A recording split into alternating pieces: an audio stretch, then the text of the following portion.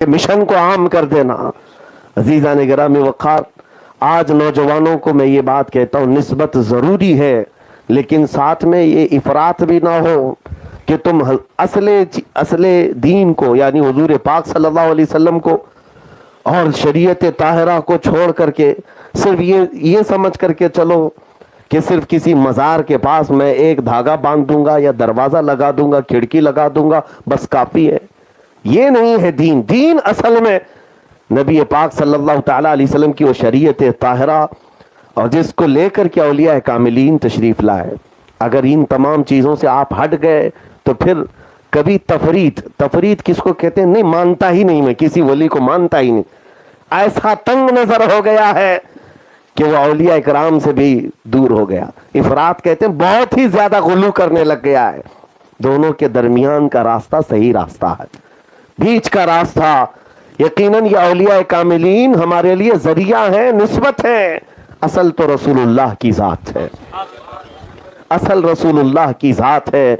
आज देखते नहीं, मुझे एक साहब जो दूसरे मकतब फिक्र से ताल्लुक़ रखते हैं, टॉन्ट मार करके कहा था कि मुफ्ती साहब आप बयान बहुत सारे करते हैं, अपनी कौम को आप देखें, कभी महफिलों में आप जा कर के देखें, आपकी महफिलों में ऐसा होता है कि पीर साहब की बात की जाए तो उछल कूद होती है और जब रसूलुल्लाह की बात की जाए तो सख्ता तारी होता है। क्यों ऐसा है, क्यों ऐसा है मेरे अजीजों? हो सकता है किसी महफिल को उन्होंने देखा हो। मैंने उनसे कहा ये हो सकता है किसी जाहिल महफिल को देख करके आपने कहा हो, लेकिन आज भी अल्हम्दुलिल्लाह हमारा अकीदा ये है, हम जिन औलिया की बात पर फख्र करते हैं वो इसलिए करते हैं कि हमको रसूलुल्लाह का दरवाजा भी दिखाया इन्हीं औलिया ने, हुजूर पाक तक पहुंचाया है इन औलिया कामिलीन ने। हम झूमते हैं, लेकिन मेरे अजीजों इस एहतराज को आने से पहले अपने अंदर असल की मोहब्बत को पैदा करो। असल की मोहब्बत वो रसूलुल्लाह की मोहब्बत है। नबी करीम सल्लल्लाहु ताला अलैहि वसल्लम असले ईमान है, असले दीन है। और औलिया कामिलीन ये निस्बत वहां तक पहुंचने के लिए, आपको पता है सिलसिला अरबी में किसको कहते हैं? सिलसिला जो है अरबी में चैन को कहते हैं। आप डिक्शनरी भी उठा करके देख लेंगे तो इसका मीनिंग लिखा होगा चैन। चैन किसको कहते हैं? चैन कोई ऐसी एक लंबी रस्सी नहीं होती। चैन में जो है कड़ियां होती हैं, एक कड़ी दूसरे कड़ी से, फिर दूसरी कड़ी तीसरी कड़ी से एक दूसरे से जोड़ी जाती है और ये कड़ियां जब लंबी हो जाती है तो चैन बनती है और इसी चैन को सिलसिला कहा जाता है। एक भी कड़ी खुल गई तो वो चैन नहीं है, टूटी हुई है। और इसलिए हम अपने बुजुर्गों के हाथ में हाथ देकर उस चैन में अपने आप को शामिल करते हैं। ये कड़ियों से हम मिला लेते हैं। क्यों? अपने पीर के हाथ में हाथ देते हो तो ये समझ करके कि ये हाथ सिर्फ मुझसे नहीं मिला है, इनके पीर से, उनके पीर से, और ये हाथ जाते हैं सीधे रसूलुल्लाह के हाथ में। इसीलिए आला हज़रत ने फरमाया जिसका सिलसिला मुनक़ता है उससे बैत करना जायज भी नहीं, जायज भी नहीं। ये सिलसिला है और सिलसिला असल जो है, ये कड़ियां ये नहीं होती, आखिर में जहां जाकर मंजिल है वो असल है, वो असल है। इसलिए मेरे अजीजों इन निस्बतों के साथ सरकार गौसे पाक की निस्बत, सरकार गरीब नवाज की निस्बत, इस पर फख्र करना बनता है सुन्नियों को, लेकिन साथ में हमें यह भी महसूस करना होगा असल हमारा वो रसूलुल्लाह की शरीयत ताहिरा है। एक बात मैं आपको बताता हूँ, हजरत शेख अब्दुल हक मुहद्दिस देहलवी रहमतुल्लाह अलैह हिंदुस्तान जब तशरीफ लाए थे, बड़ा इम्तिहान था आपका। इल्म हदीस फैलाने में सबसे बड़ा किरदार सैयदना अब्दुल हक मुहद्दिस देहलवी का है। वो कहते हैं एक मर्तबा वो किसी बयाबान से गुजर रहे थे, उन्होंने देखा कि एक पीर साहब बैठे हुए हैं और मुरीदीन बहुत सारे हैं, और उस पीर साहब का असर ऐसा था कि मुरीदीन पर वजद तारी था। और शेख अब्दुल हक मुहद्दिस देहलवी कोई ऐसे वैसे आम आलिम नहीं कि वो सिर्फ और सिर्फ ज़वाहिर को देखते हों, बल्कि वो अहले बातिन में से थे, औलिया की बड़ी कदर करने वाले थे। उनका हाल ये था, उस वक्त तक रात को सोते नहीं थे जब तक रसूलुल्लाह की जियारत नहीं करते थे। रोजाना का मामूल था आपका, जब दिन भर हदीस पढ़ाते थे और रात को जब आते कश्फ करते, आंखें बंद करते और हुजूर का दीदार करते थे या रोजे की जियारत करते थे। एक दिन गुजर रहे थे, पीर साहब ان کی جھوپڑی تھی، لوگوں کا ایک بڑا جم غفیر تھا. آپ گزرتے ہوئے وہاں لوگوں سے پوچھتے کون ہیں؟ کہا کہ فلاں فلاں بزرگ ہیں، ان کا اثر ایسا ہے، لوگ ان کے ارد گرد ہمیشہ رہتے ہیں، وجہ طاری رہتا. کہا میں بھی ملاقات کر لوں، شرف یاب ہو جاؤں. گئے اندر اجازت لے کر. جو بزرگ تھے اندر، انہوں نے حضرت شیخ عبدالحق محدث دہلوی کو بٹھایا.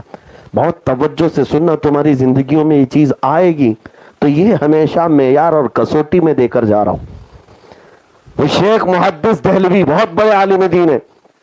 اندر گئے، بزرگ جو تھے مرشد بیٹھے لوگوں کے ساتھ بات کرتے رہے. اس کے بعد ان کے قریب میں ایک بڑا مٹکا رکھا ہوا تھا اور ان کے ہاتھ میں پیالہ تھا جس میں شراب. وہ شراب پی رہے تھے اور مٹکے سے شراب نکالی اور شیخ عبدالحق محدث دہلوی کو کہا پیجیے آپ بھی. کہا کہ شراب کیسے میں پی سکتا ہوں؟ میرے نبی پاک صلی اللہ علیہ وسلم کی شریعت طاہرہ میں اس کا قطرہ چکھنا بھی حرام ہے، میں کیسے پیوں گا؟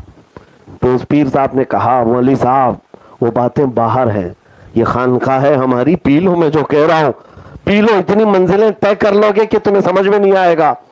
آپ نے کہا نہیں، حضور کی شریعت چھوڑ کر کے مجھے ایک منزل بھی نہیں جانا ہے، کوئی منزل نہیں طے کرنا ہے.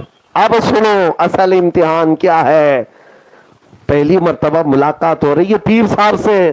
پیر صاحب نے کہا عبدالحق پی لو ورنہ روزانہ جو زیارت کرتے حضور کی وہ بند کرا دوں گا. یہ کسی کو نہیں معلوم تھا، یہ ان کا راز تھا.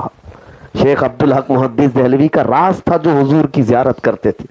اب مجھے بتاؤ اے نوجوانوں، تمہارے ساتھ ایسا آ جائے، تمہارے دل کی بات کوئی کہہ جائے اور تم اسی وقت تو لٹو ہو جاؤ گے، بابا بڑا پہنچا ہوا ہے، اب اس کے آگے پیچھے تو سب کچھ بیچ ڈالو گے. میرے تو دل کے حالات جانتا ہے یہ.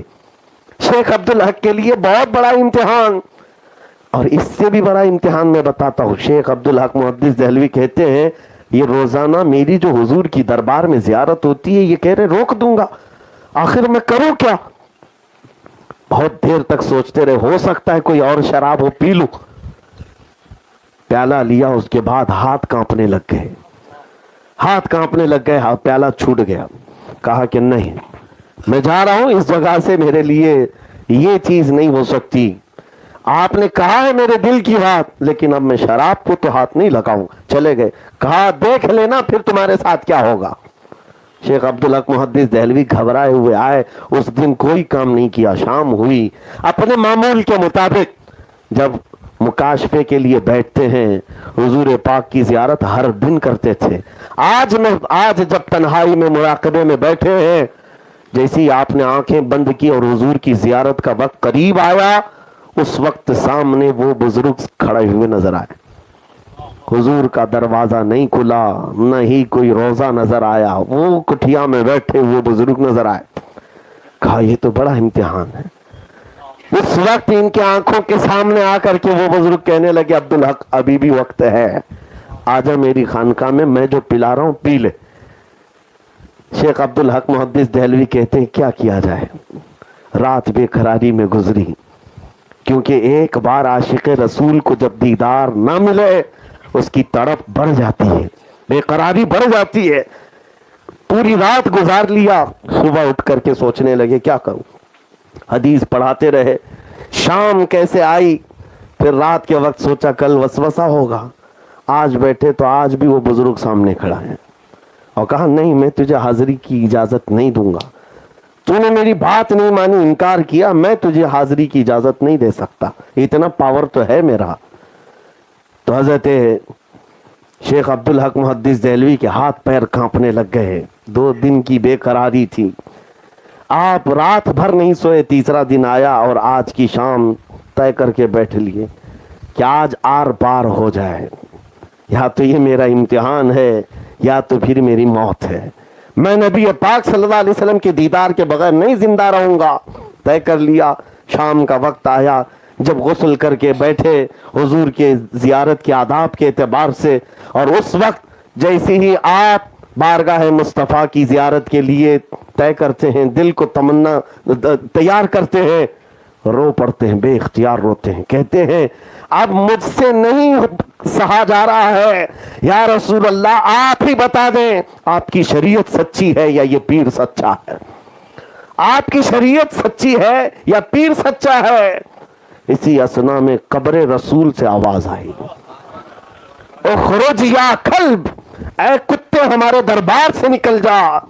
اتنی آواز آئی کہ وہ جو پیر صاحب تھے اچانک غائب ہو گئے اور سب حجابات ہٹ گئے، سامنے رسول اللہ کی زیارت ہوئی۔ اب شیخ عبدالحق محدث دہلوی کو اپنی مراد مل گئی، اور اس کے بعد جی بھر کے تمنا کے ساتھ، دل کے ساتھ بارگاہ مصطفیٰ میں حاضری دی۔ صبح اٹھے، کہا کہ میں تو جیت گیا، میں تو جیت گیا، میری مراد مل گئی ہے۔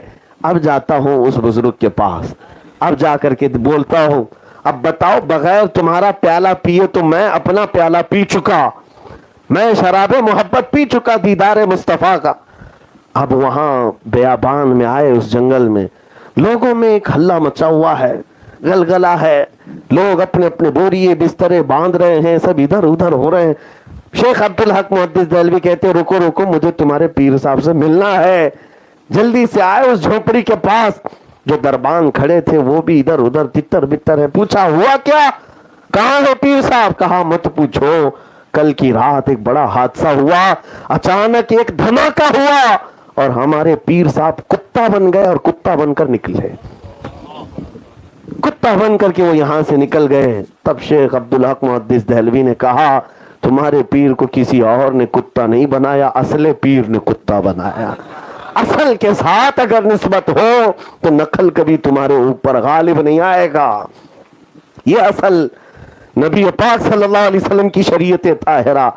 لوگ آج جس طرح سے نسبت اپنی اصل ہے، ضروری ہے، لیکن ساتھ میں یہ کسوٹی ہمیشہ رکھو، جو میرے مصطفیٰ سے بال برابر بھی ہٹا، شریعت طاہرہ سے بھٹکا، نہ وہ پیر ہونے کے لائق ہے، نہ تمہارے لیے چین بننے کے لائق ہے۔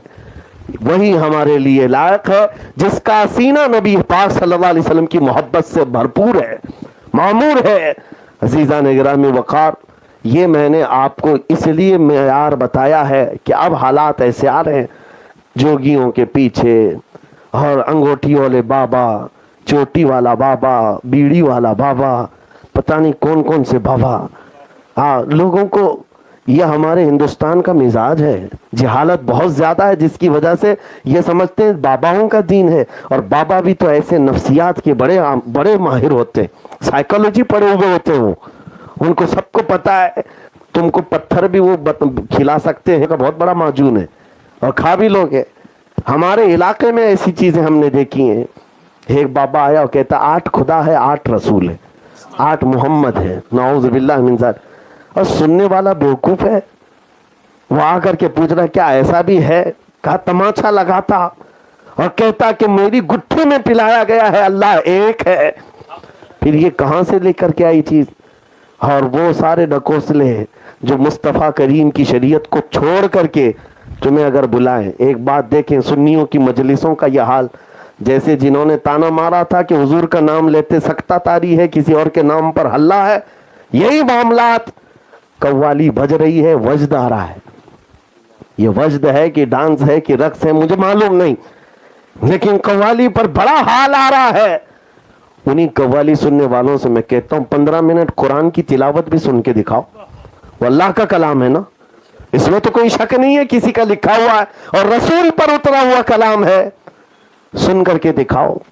اور تو تمہیں نیند آنے لگ جائے تو قرآن کے ساتھ تمہارا اگر جذبہ صحیح نہیں ہے تو پھر یہ قوالیاں تمہیں وجد نہیں لا رہی ہیں، یہ وجد نہیں لا رہی ہیں، یہ تو تھرک رہے ہو۔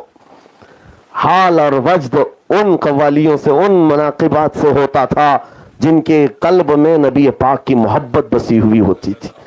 عزیزان گرامی وقار، اصل چیز کی طرف میں توجہ کروا رہا ہوں، میں کسی چیز کے خلاف نہیں بول رہا ہوں کہ اولیاء اکرام کا جو مسلک ہے اس کے خلاف نہیں بول رہا ہوں، لیکن بات یہ ہے کہ اصل شریعت طاہرہ ہے، اس سے ہٹ جاؤ گے تو پھر کوئی چیز نہیں ہے۔ ایک بابا، وہ ابھی بہت سارے ہے ساؤتھ کے علاقے میں نماز نہیں پڑھتے، نماز ہے ہی نہیں، مریدین کہتے ہیں تو کہتے ہیں ہم تصور کی نماز پڑھتے ہیں، اور مریدین فخر میں آ کر کے کہتے ہیں، ہمارے پاس کہہ رہے تھے ہمارے پیر صاحب تو مکہ میں مدینے میں نماز پڑھتے ہیں، بیٹھے یہی ہوتے ہیں، مکہ میں مدینے میں نماز پڑھ لیتے مغرب عشاء. میں نے کہا کھانا بھی وہیں کھانے بولو, دسترخوان یہاں کیوں بچھاتے ہو؟ وہاں سے زمزم پی کے آ جائیں, کھجور کھا کے آ جائیں. نہیں, کھانا یہیں لگے گا, یہاں سب توڑیں گے اور نماز مکہ مدینے میں پڑھیں گے. ایک بات یاد رکھو میرے عزیزوں, یہ شریعت مصطفیٰ صلی اللہ علیہ وسلم سب کے لیے حجت ہے. آپ غوث پاک کی محفل میں بیٹھے, ایک روایت لا کر کے بتا دینا کہ غوث پاک نے کبھی ایک نماز قضا کی ہو. وہ سلطان الاولیاء جب نبی پاک کی شریعت کی ایک فرض میں کوتاہی نہیں کرتے تو پھر آج کے ڈھکوسلے لوگوں کے لیے کہاں سے نماز معاف ہو جائے گی؟ نماز معاف ہو جائے گی. کبھی یہ بات ذہن میں آنے مت دینا کہ کوئی نماز چھوڑ کر کے بڑا پیر بن رہا ہے, نہیں ہوتا. ہاں, میں نے ایک مرتبہ کہا تھا, میں بڑی معذرت کے ساتھ, جملے سخت ہوتے ہیں, ایک پیر صاحب نے کہا تھا ہمارے لیے نہیں نماز, یہ ان کے لیے, یہ مولوی لوگوں کے لیے. ہم تو معرفت والے ہیں, طریقت والے ہیں. معرفت اور طریقت کے نام پر لوگوں کو بیوقوف بناتے ہو. میں نے اپنی ایک تفسیر میں کہا تھا ہاں 4 لوگوں کے لیے معاف ہے. مرید صاحب آئے تھے ہمارے پاس, کہا ہمارے پیر صاحب کہہ رہے ہیں. میں کہا تمہارے پیر صاحب سے کہنا ہے معاف ہے نماز 4 لوگوں کے لیے. کہا کس کے لیے؟ کہا یا تو نابالغ بچہ ہوگا اس کے لیے, یا پاگل ہو گیا ہوگا, دماغ نہیں ہے, اس کے لیے نماز معاف ہے, یا تو پھر حیض آنے والی عورت, یا پھر جس کا بچہ ہوا نفاس والی عورت. جاؤ پیر صاحب سے پوچھو ان 4 میں آپ کے ساتھ کیا ہے.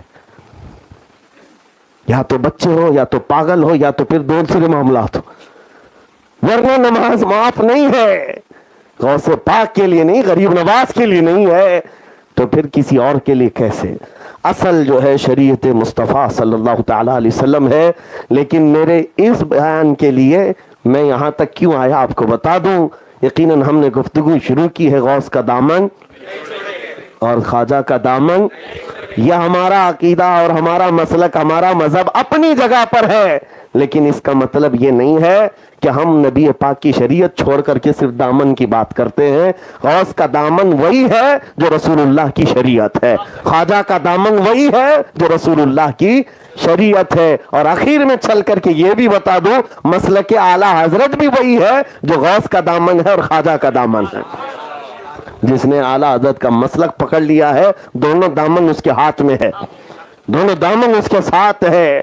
عزیزان گرامی وقار, رسول کریم صلی اللہ تعالیٰ علیہ وسلم کے ان نائبوں کی قدر یقیناً ہمارے لیے ضروری ہے. لیکن ساتھ میں یہ کہوں گا اصل اپنے ذہن و دماغ میں یہ بنا کر کے چلیں, مصطفیٰ کریم صلی اللہ علیہ وسلم کی شریعت سے بڑھ کر کوئی حجت نہیں ہے, حضور کی شریعت سے بڑھ کر کوئی حجت نہیں. ہر ولی آیا ہوا وہ اپنے لوگوں کو حضور کی شریعت ہی سکھاتا رہا.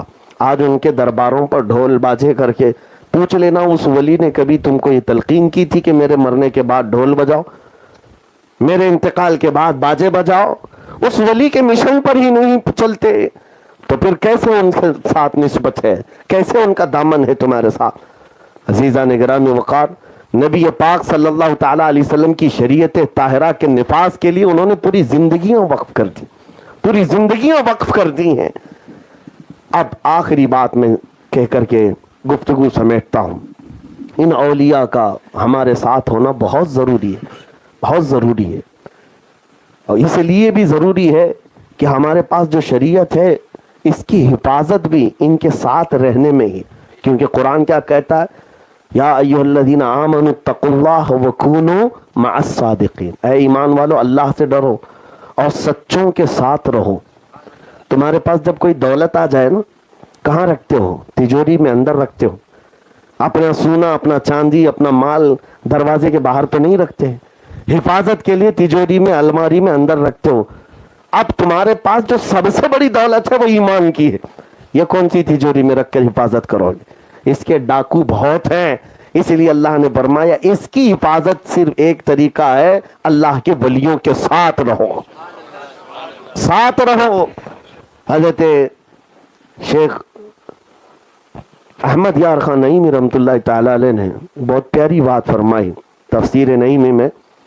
کہتے اعوذ باللہ من الشیطان الرجیم کی تفسیر کرتے ہوئے کہتے ہیں کہ کبھی ایسا ہوتا ہے کہ آپ کسی گھر پر گئے, آپ کا دوست ہے, اس نے دعوت دی, بڑا بنگلہ ہے لیکن بنگلے کا دروازہ بند ہے اور باہر کتا بھی ہے.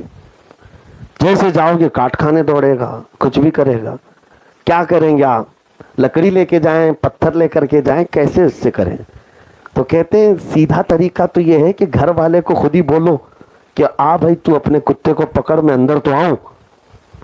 اگر گھر کا مالک اندر سے آ گیا اور کہا, کتے کے سامنے کھڑا بھی ہو گیا, نہیں بھونکے گا کتا. کتا بھونکتا نہیں اپنے مالک کے دوستوں پر. دروازہ کھلے گا اور چلا جائے گا. شیخ حضرت احمد یار خان نعیمی رحمۃ اللہ علیہ فرماتے ہیں یہی طریقہ ہے. یہ شیاطین اللہ تعالیٰ کی طرف سے چھوڑے ہوئے وہ کتے ہیں, اگر ان پر کوئی کنٹرول کر سکتا ہے تو وہ اللہ کے دوست ہی کر سکتے ہیں. وہ گھر والے لوگ ہیں, اہل اللہ ہیں. اس لیے ہم ان کی بارگاہ میں استغاثہ کرتے ہیں کہ ہمارے راستہ چلنے میں یہ بڑی رکاوٹ پیدا کرتا ہے شیطان, یہ لعین. ہم آپ کے دربار تک آنا چاہتے ہیں تو آپ ہی مدد کریں. اگر وہ مدد کریں یقیناً راستے بھی کھل جاتے ہیں, راستے بھی کھل جاتے ہیں. یہ نسبت کی بات کر رہا تھا, میں آخری بات کر رہا ہوں. حضرت معروف کرخی رحمۃ اللہ علیہ بہت پائے کے بزرگ ہیں, سلسلہ قادریہ میں حضرت جنید بغدادی سری سختی کے مرشد ہیں. حضرت معروف کرخی جن کے دربار میں غوث پاک نے چلا کیا. حضرت معروف کرخی ایک مرتبہ راستے سے گزر رہے تھے, ایک شراب پی کر کے آدمی دھت راستے پر پڑا ہوا تھا. آپ گزرتے ہوئے وہاں رک گئے اور لوگوں سے کہا پانی لاؤ. پانی لائے تو جب لوگ پانی لائے تو اپنے ہاتھ میں انہوں نے پانی لیا اور وہ جو شرابی تھا اس کا منہ دھلا دیا. منہ دھلا کر کے چلے گئے. لوگ دیکھتے رہے, چہرہ دھلایا اور اس کے بعد چلے گئے. وہ شرابی اٹھا اور وہ عجیب کیفیت میں ہے, شراب کے نشے میں جو سڑک پر پڑا ہوا تھا عجیب کیفیت میں ہے. اٹھ بیٹھا اور کہنے لگا کہ مجھے کچھ ہو رہا ہے, کچھ عجیب سی خوشبوئیں آ رہی ہیں. لوگوں سے پوچھا کہ کچھ ہوا ہے میرے ساتھ مدہوشی میں؟ کہا ارے نادان, تو کس بات پر اس طرح سے پڑا ہوا ہے؟ زندگی دیکھ تیری, تجھے آج معروف کرخی نے اپنے ہاتھ سے دھلایا ہے. اتنا سننا تھا, وہ بے اختیار دوڑنے لگا اور دوڑ کر کے مسجد میں اندر آیا. مسجد میں اندر آیا ہے تو 1 دن نہیں 2 دن نہیں 40 دن تک مسجد سے باہر نہیں آیا. 40 دن تک مسجد سے باہر نہیں آیا. اور اس کے بعد پھر جب وہ باہر آیا تو وقت کی قطبیت حاصل تھی. اس سے پوچھا گیا, وہ جو بزرگ بن گئے, کہا کہ میں نے اللہ کریم کی بارگاہ میں سجدے میں رو رو کر کے کہا کہ مولا میں تو بڑی نافرمانی میں زندگی گزارا, لیکن اچانک میری زندگی کو تو نے تبدیل کر دیا اور تو اپنے دربار کا مجھے فقیر بنا دیا. دنیا میرے دل سے نکل گئی. مولا اتنا بڑا کرم کیا تو نے. رب تعالیٰ کی طرف سے ہاتف غیبی نے صدا دی کہ اے بندے, بات صرف اتنی ہے, میرے محبوب نے پانی سے تیرا منہ دھلایا اور ہم نے تیرا دل دھل دیا. بس ان کا ہاتھ بھی لگ جائے, اللہ باقی کے کام ہمارے لیے آسان کر دیتا ہے. لیکن ساتھ میں ایک بات یہ بھی رکھو, ان خبیثوں سے میں کہتا ہوں جو ان اولیاء سے دشمنی کرتے ہیں, بزرگوں سے نفرت کرتے ہیں, ان کی عاقبت خراب ہے. من عادى لي وليا فقد آذنته بالحرب.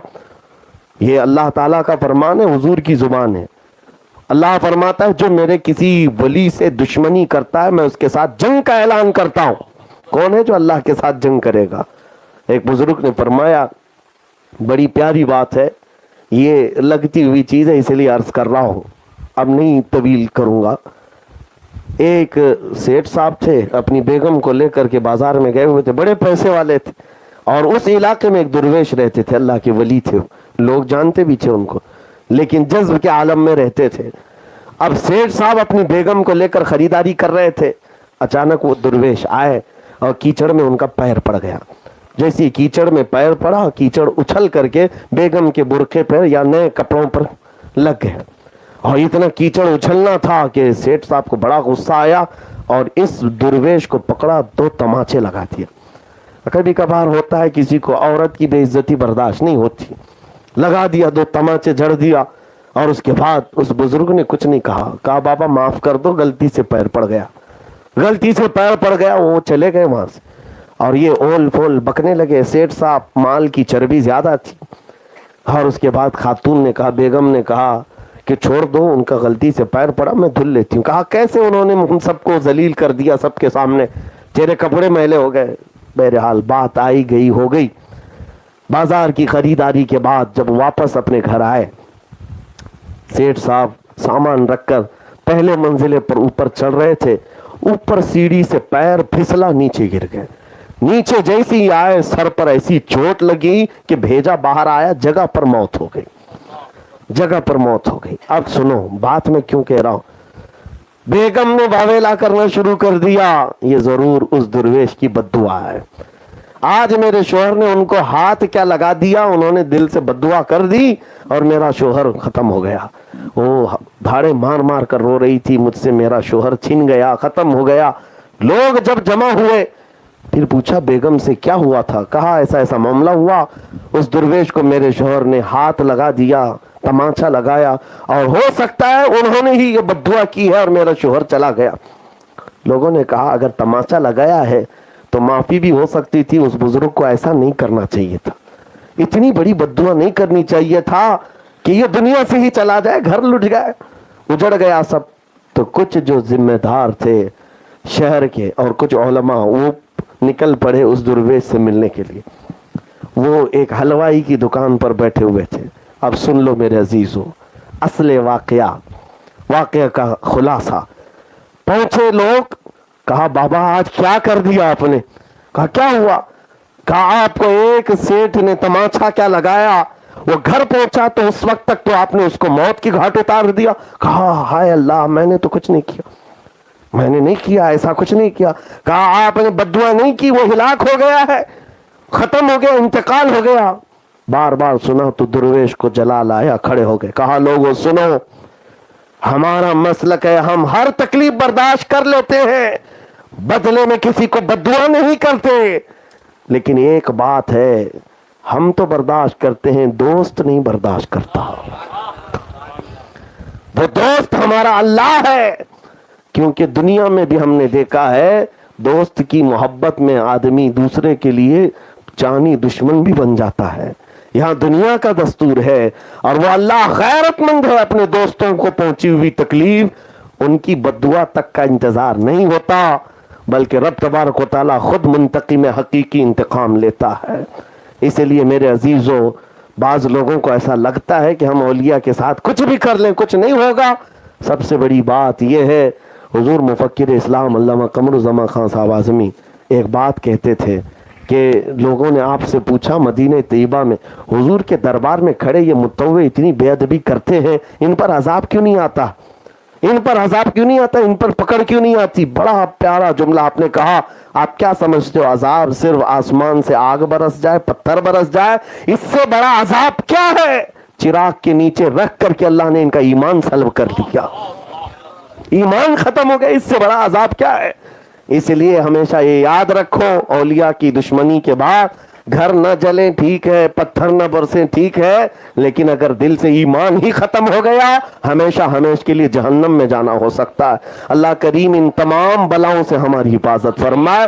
फिर मैं अपने उसी जुमले पर अपनी गुफ्तगू खत्म करता हूँ। गौस का दामन, ख्वाजा का दामन, वाखिर दावाना अनिल हम्दुलिल्लाहि रब्बिल आलमीन।